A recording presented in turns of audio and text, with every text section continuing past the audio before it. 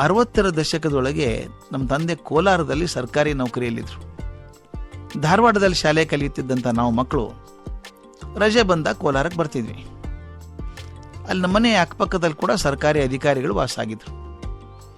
ಅದು ಖಾಸಗಿ ಮನೆಗಳ ಗುಂಪಾಗಿದ್ರು. ಎಲ್ಲ ಸರ್ಕಾರಿ ಅಧಿಕಾರಿಗಳಿರೋದ್ರಿಂದ ಅದೊಂಥರ ಸರ್ಕಾರಿ ಕ್ವಾರ್ಟರ್ಸ್ ಇದ್ದ ಹಾಗಿತ್ತು. ಈ ಸರ್ಕಾರಿ ಅಧಿಕಾರಿಗಳೆಲ್ಲ ಒಂಥರ ಅಲೆಮಾರಿ ಪಕ್ಷಿಗಳಿದ್ದ ಹಾಗೆ. 2 ವರ್ಷ ಈ ಊರು, 2 ವರ್ಷ ಮತ್ತೊಂದು ಊರು. ಅದರ ಅಧಿಕಾರಿ ಹೆಚ್ಚು ಪ್ರಾಮಾಣಿಕನಾಗಿದ್ದರೆ ಮೇಲೆ ಮೇಲೆ ವರ್ಗಾವಣೆ ಆಗೋದು. ನಮ್ಮ ತಂದೆ ಕೋಲಾರಕ್ಕೆ ಹೋಗಿ ಆ ಮನೆಯಲ್ಲಿ ವಾಸ ಆಗಿದ್ದಾಗ ಪಕ್ಕದ ಮನೆ ಖಾಲಿ ಇತ್ತು. ನಾನು ಮೇ ತಿಂಗಳಲ್ಲಿ ರಜೆಗೆ ತಂದೆ ತಾಯಿ ಕಡೆ ಬಂದಿದ್ದೆ. ಒಂದು 2 ದಿವಸಕ್ಕೆ ಪಕ್ಕದ ಮನೆಗೊಂದು ಸಂಸಾರ ಬಂದಿಳಿತು. ಅವರು ತಹಶೀಲ್ದಾರರು, ಮನೆಯಲ್ಲಿ 4 ಜನ ಇದ್ದಾರೆ ಅಂತ ಸುದ್ದಿ ನಮ್ಮ ಮನೆ ಕೆಲಸದವಳ ಮೂಲಕ ತಿಳಿದು ಬಂತು. ತಹಶೀಲ್ದಾರ್ ಹೆಂಡತಿ ಹೆಸರು ಲಕ್ಷ್ಮಿ. ಅವ್ರಿಗಿಬ್ಬರು ಮಕ್ಕಳು. ದೊಡ್ಡವನು ಮಂಜುನಾಥ ಅಂತ, ಅವನು 10 ವರ್ಷ. ಚಿಕ್ಕವನು ಗೋವಿಂದ ಅಂತ, ಅವನು 2 ವರ್ಷದ ಬಾಲಕ. ಈ ದಂಪತಿಗಳು ಬಂದು ತಮ್ಮ ಸಹಾಯಕರೊಡನೆ ಎಲ್ಲ ಸಾಮಾನೆಲ್ಲ ಹೊಂದಿಸ್ಕೋತಾ ಇದ್ರು. ನಮ್ಮ ಮನೆಗೆ ಅವ್ರ ಮನೆಗೆ ಒಂದೇ ಗೋಡೆ ಇರೋದ್ರಿಂದ ಆ ಜೋರಾಗಿ ಮಾತಾಡೋದೆಲ್ಲ ನಮಗೆ ಕೇಳಿಸ್ತಾ ಇತ್ತು.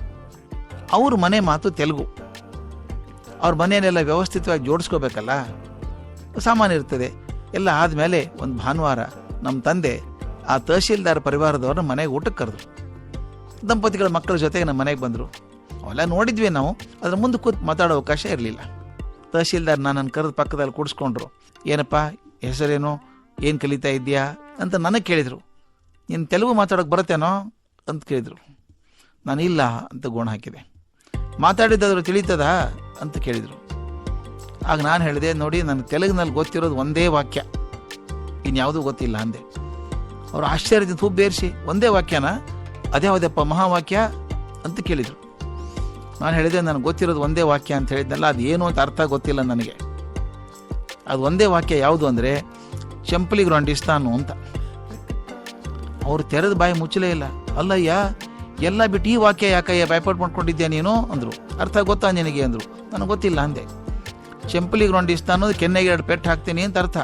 ಇದನ್ನೆಲ್ಲಿ ಕಲ್ತ್ಕೊಂಡ್ಯೋ ನೀನು ಅಂದರು.